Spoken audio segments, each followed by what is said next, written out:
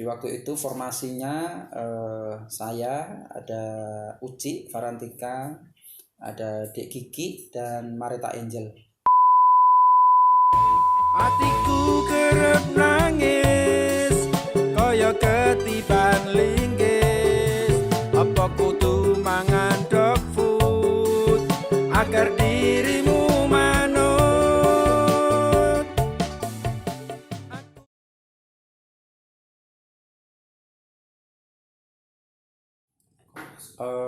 Belantika dangdut di Jogja ini penuh warna sekali. Jadi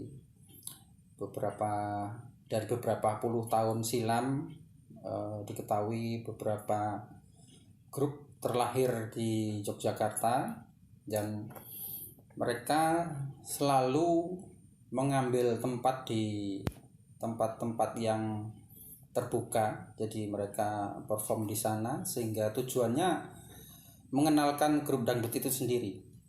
Jadi seperti kita ketahui bersama waktu itu di acara Sekaten, mereka diberi tempat, yakni beberapa tobong di sana didirikan di sana. Mereka tiap malam menghibur para pecinta dangdut yang notabene adalah masyarakat menengah ke bawah. Jadi tiket sangat murah sekali waktu itu. Tiket masuk waktu itu disponsori oleh perusahaan rokok, dan setiap malam mereka memakai sistem shift. Jadi beberapa lagu saja, jadi hanya misalnya 6 lagu, setelah itu tutup, pintunya ditutup, mereka buka lagi. Jadi artinya penonton yang ingin menonton lagi harus membeli karcis yang baru. Jadi setiap malam itu bisa beberapa shift, tergantung durasi lagu. Dan biasanya mereka membawakan lagu itu pun tidak full. Jadi hanya refrain sekali aja. Jadi bait 1, bait 2, refrain, selesai. Tujuannya apa? Supaya menarik penonton lebih banyak. Jadi mereka bersaing di situ. Tentu saja mereka berpenampilan vulgar sekali. Supaya apa? Penonton tertarik untuk masuk ke satu tobong tertentu. Karena waktu itu juga ada beberapa tobong, bukan hanya satu tobong saja. Waktu itu dangdut juga belum mempunyai tempat yang representatif. Jadi mereka masih mengandalkan job-job di luar, dan belum juga marak smartphone. Mereka dulu masih jawilan lah. Untuk mengundang satu grup, mereka harus datang ke pemilik grup. Jadi ada orkes Melayu itu pasti ada ketuanya, mereka datang ke sana. Kemudian untuk urusan penyanyi juga dipasrahkan kepada pemilik orkes Melayu.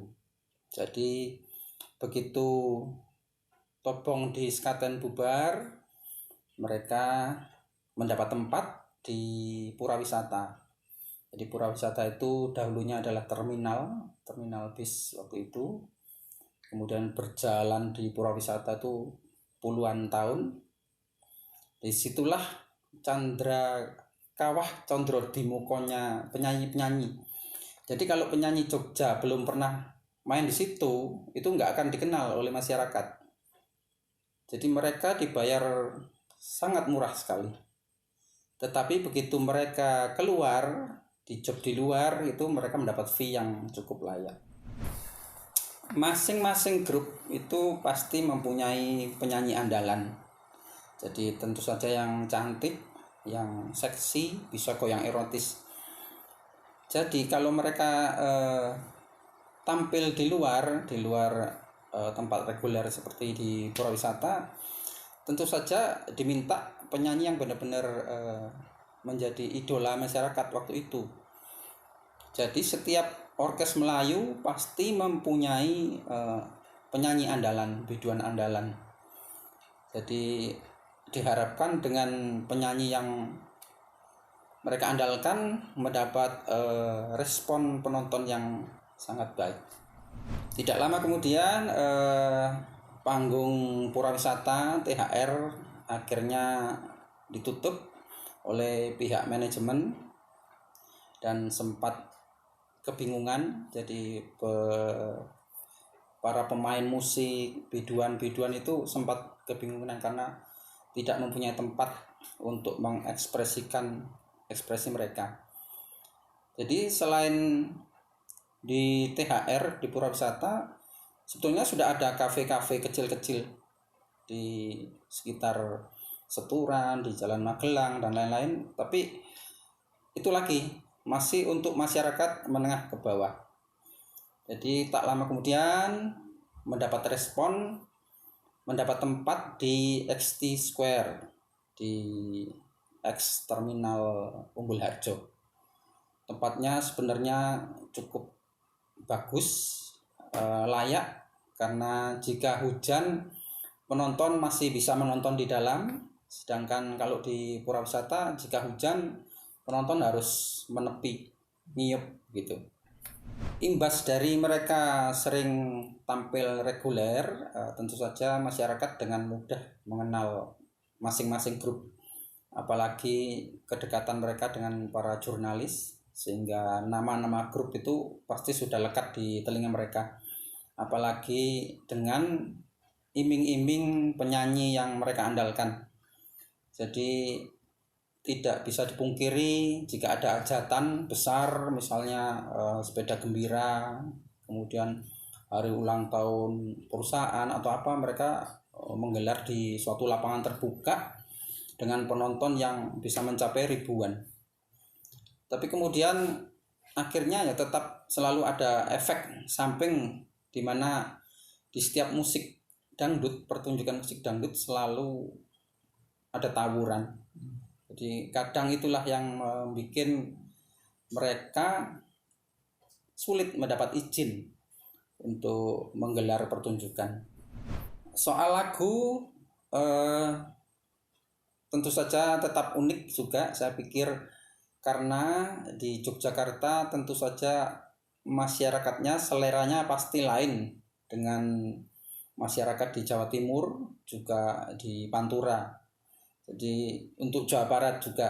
Jadi kadang saya juga sempat bingung kenapa satu lagu ini populer di suatu tempat tapi tidak populer di Jogja.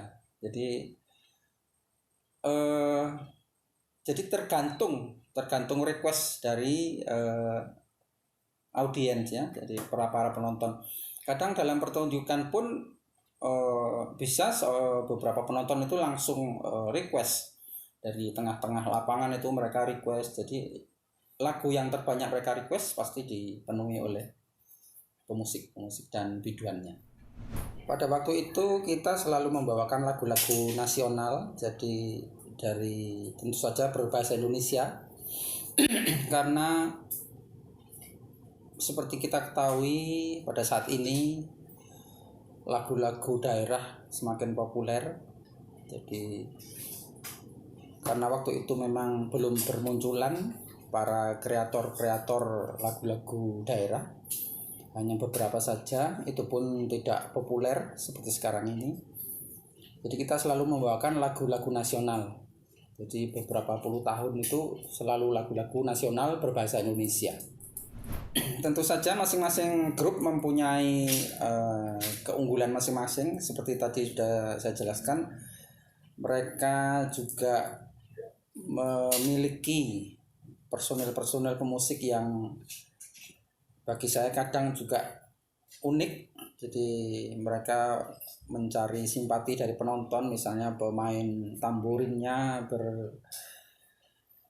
berakting atau berjoget dengan gaya yang lain daripada yang lain. Jadi dengan tujuan apa?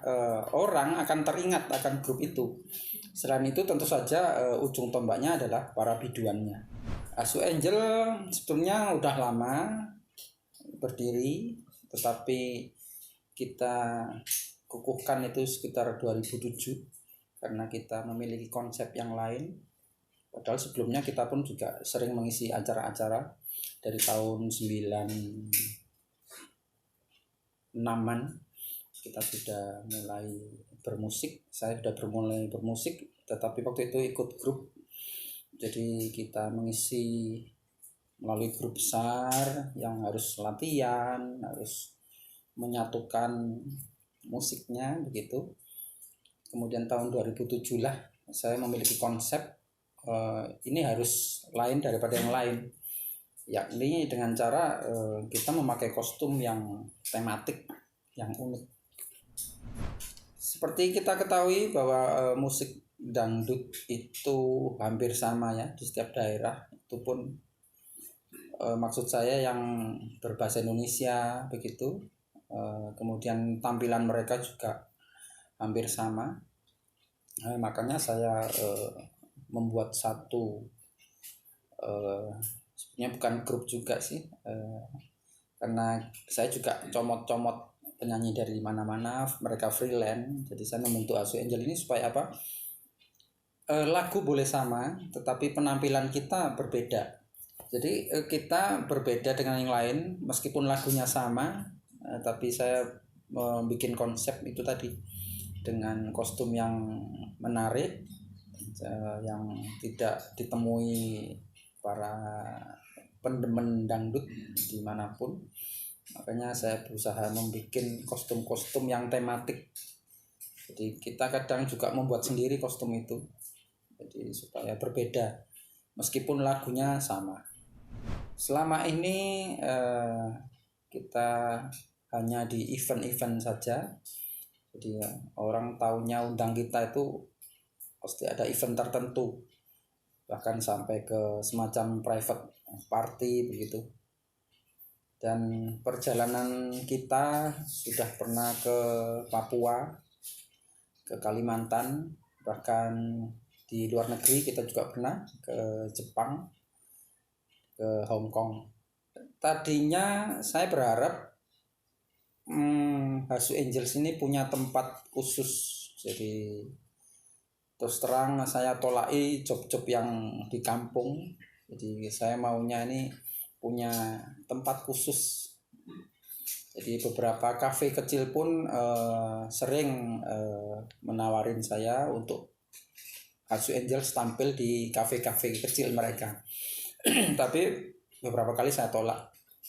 Dan akhirnya 4 tahun yang lalu kita berkesempatan tampil di sebuah klub malam, dan itu juga baru pertama kali kita tampil di suatu klub malam di mana pertunjukannya lama durasinya, mulai tengah malam selesainya sampai pagi.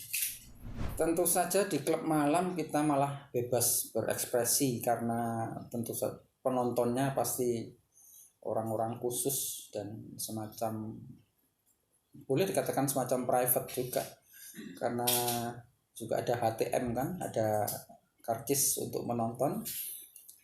Malah kita berekspresi lebih gila di dalam klub daripada kita tampil di luar, karena di luar misalnya ditonton di suatu lapangan, kita pasti punya aturan-aturan tertentu yang tidak boleh kita lakukan. Tapi begitu di klub kita bebas berekspresi. Lagu-lagu tentu saja kita mengikuti yang tren sekarang. Jadi tidak jarang kita diminta lagu A, besok dengan cepat lagu itu tidak diminta lagi, karena dinamisnya lagu-lagu yang di-request oleh para penonton. Sebenarnya Asu Angels ini punya tim inti. Waktu itu pun pernah sempat gabung ke manajemen tapi tidak berlanjut.